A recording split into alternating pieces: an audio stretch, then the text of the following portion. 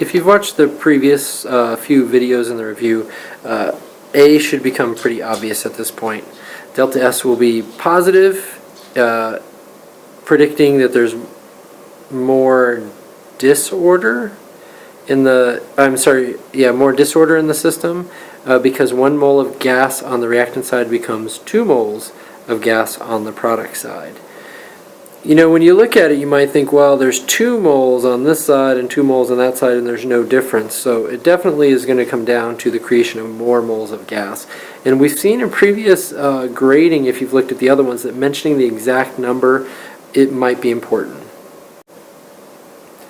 In part B, they want us to predict the sign of delta H based on this information. So you'll notice that as they increase the temperature, the percentage of CO in the mixture is increasing. So since CO is on the product side, it seems like as you increase the temperature, the reaction is going to the right. And if that's true, then it means that it must be an endothermic reaction. So energy would be over here, because as you increase the temperature, it shifts to the right based on that information. I'm going to try to come up with an explanation. So an increase in the temperature has shifted the reaction to the right. This indicates an endothermic reaction, and delta H equals positive. Now, I think that they'll accept this answer, but it's probably not the one they were looking for. There's an alternative one that's kind of called out by the fact that they were talking about delta S up here. Actually, I'm going to change my mind on that. I forgot that we haven't done delta H yet. So this really is the only explanation. When I was looking at the key, they added a little bit of extra information, which we did up here when we were talking about which side energy would be on. And so either having this drawing where you show which side energy is on, or in your description mentioning that energy is on the left side as you describe that it shifts to the right, probably is going to be important. So you maybe have a diagram and this explanation, or if you don't have a diagram, say which side the energy is on. In part C, they want us to complete this enthalpy diagram that they've started drawing. And what we need to consider is that we just determined that the delta H was positive, that it was an endothermic reaction.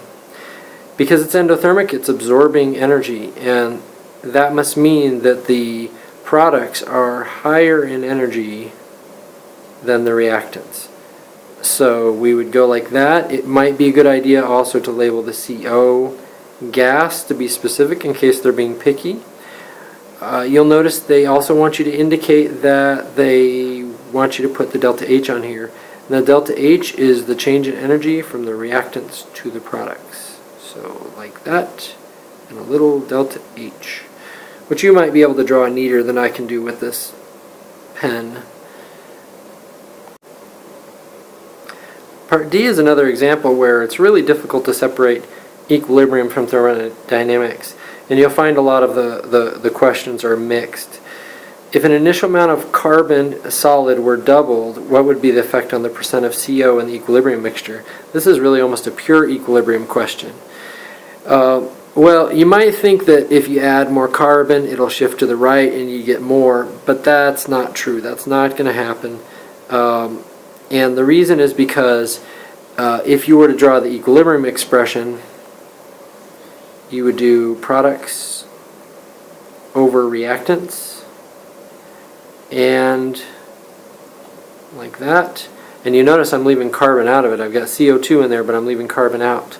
And you can probably guess why. It's a solid, and solids do not impact, they don't have a concentration, so they don't show up in the equilibrium expression. So it's not going to have any impact on the mixture concentration. So I'm going to come up with an explanation. This is my explanation. Carbon would have no effect on the percent CO.